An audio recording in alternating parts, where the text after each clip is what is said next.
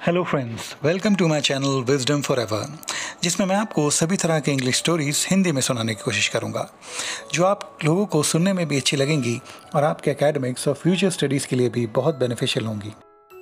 तो फ्रेंड्स, शुरू करते हैं। लेकिन शुरू करने से पहले आप लोग प्लीज़ मेरे चैनल को लाइक, शेयर और सब्सक्राइब कर दें।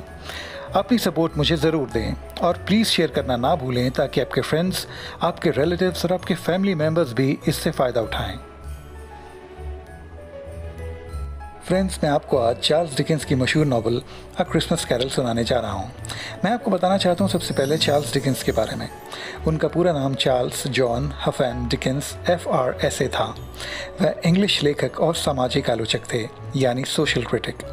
उनका जन्म 7 फरवरी 1812 को लैंडपोर्ट, पोर्ट्समाउथ, यूनाइटेड किंगडम में हुआ। इनके द्वारा लिखी गई ये प्रसिद्ध नावल अ क्रिसमस कैरल सबसे पहले चैपमैन एंड हॉल ने प्रकाशित की थी। सन था 19 दिसंबर 1843। उन्होंने ये नावल उस समय के ब्रिटिश लोगों के सामाजिक व्यवहार के ऊपर लिखी थी। ये व्यवहार उनका उस समय के ब्रिटेन के गरीब एवं दरिद्र लोगों के प्रति था और ये बिल्कुल नेगेटिव था।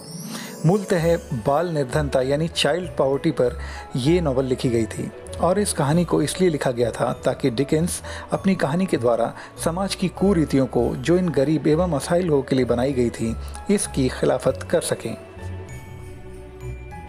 क्रिसमस कैरल की कहानी एक बेहद कंजूस यानी कि माइजर मनुष्य की है, जिसका नाम एबेनीज़र स्क्रूज है। वह बूढ़ा है और उसका धन एवं वैभव के प्रति प्रेम अत्यधिक है। वह क्रिसमस को एक खर्चीले और धन की बर्बादी वाला त्यौहार मानता है। उसका एक मित्र भी था जिसका नाम जेकब मार्ली था। वह उसके साथ व्यापार में शामिल था। वह भी उसी की तरह कंजूस था, पर अब उसकी मृत्यु हो चुकी है। स्क्रूज अब अकेला ही उस दफ्तर को संभालता है जो कभी उसका और उसके सह व्यापारी जेकब मार्ली का हुआ करता था। उसके पास एक सहायक है जिसका नाम बॉब क्रैचेट है। कंजूस प्रवृत्ति के कारण स्क्रूज उसे बहुत कम वेतन देता है। अब आगे। क्रिसमस कैरल की कहानी की शुरुआत होती है एक बेरंग ठंडी क्रिसमस ईव पर, यानी क्रिसमस की एक शाम पर। 7 साल बीत चुके हैं एबेनीज़र स्क्रूज के पार्टनर और सह व्यापारी जेकब मार्ली की मृत्यु को। स्क्रूज एक बूढ़ा और कंजूस प्रवृत्ति का मनुष्य है। वो क्रिसमस से घृणा करता है और अपने भतीजे के डिनर के निमंत्रण को, जो कि क्रिसमस पर है, उसे भी ठुकरा देता है। उसके भतीजे का नाम फ्रेड है। वह स्क्रूज की बहन फैन का बेटा है, जिसका स्वर्गवास हो चुका है।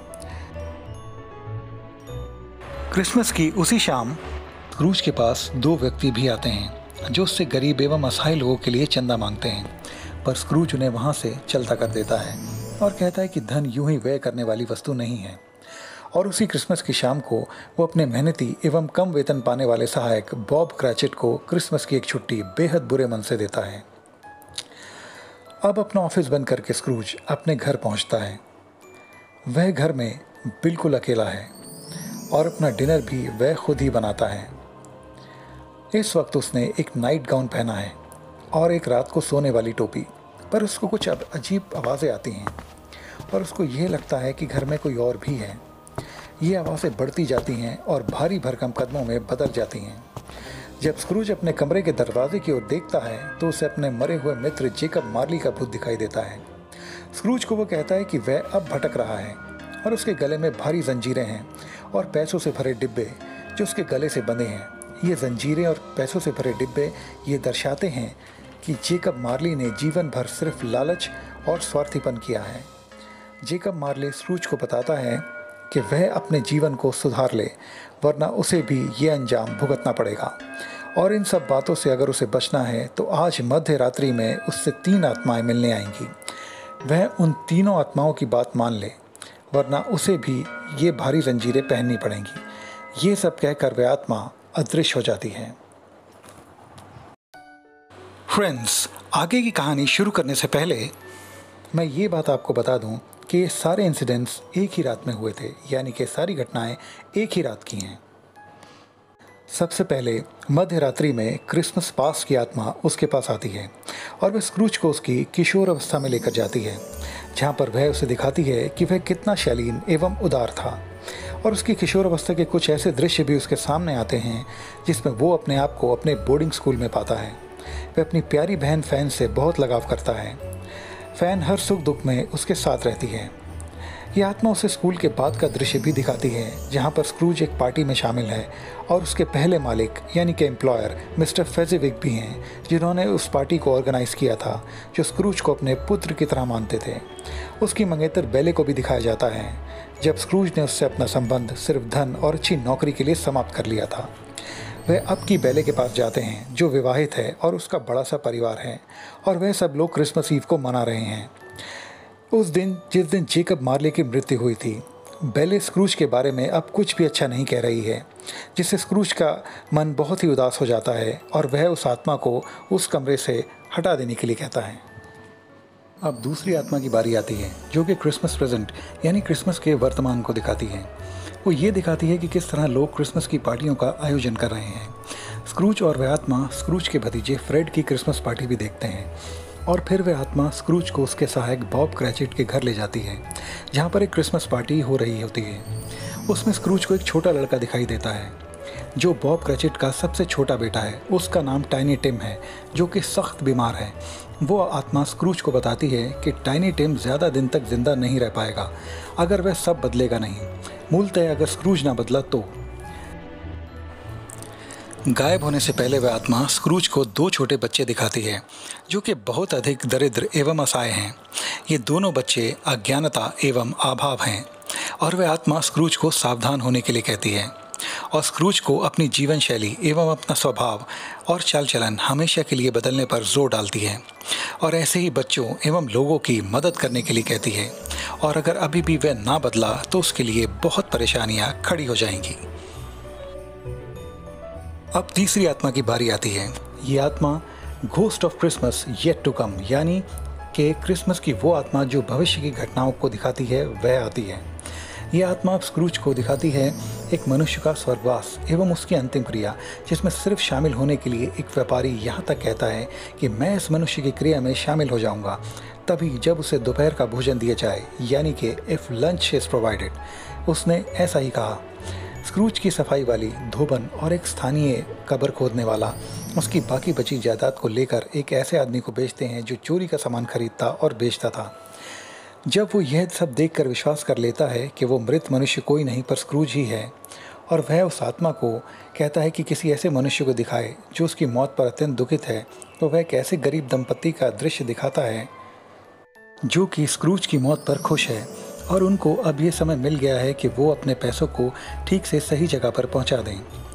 इसके बाद वह आत्मा एक और दुखित कर देने वाले दृश्य स्क्रूज को दिखाता है, जिसमें टाइनी टिम की मृत्यु हो गई है और बॉब क्रैचेट और उसका पूरा परिवार शोक में डूबा हुआ है।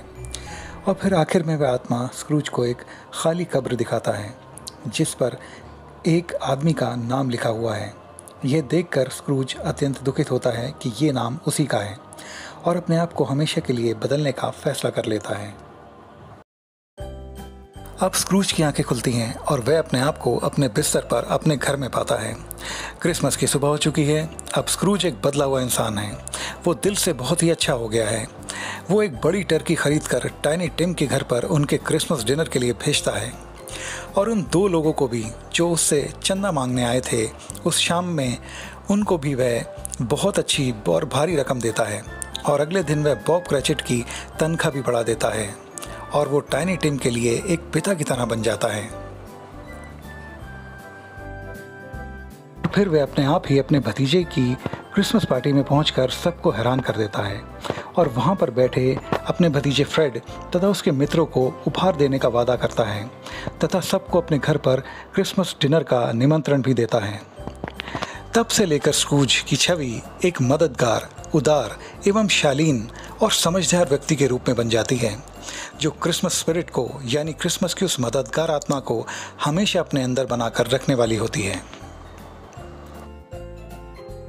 फ्रेंड्स, डिकेंस ने अपनी इस कहानी का नाम अ क्रिसमस कैरल क्यों किया था?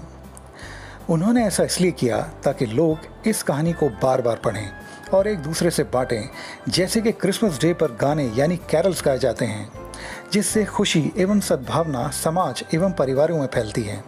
इससे परिवार जुड़ते हैं और एक ईश्वरीय शांति सबको मिलती है। ऐसा हमेशा होता रहे लंदन एवं पूरे विश्व में, ये उनकी मनोकामना थी इस कहानी को लिखते समय। तो फ्रेंड्स, ये कहानी थी एबेनेज़र स्क्रूज के पूरे परिवर्तन यानी ट्रांसफॉर्मेशन की। तो फ्रेंड्स, इसी तरह से हम सब लोग भी समाज से हर कुरीति को मिटाकर एक अच्छे एवं नेक समाज की स्थापना करें। तो इसी के साथ फ्रेंड्स, मैं आपसे लेता हूँ विदा। मिलते हैं मेरे अगले वीडियो में, तब तक के लिए बाय बाय।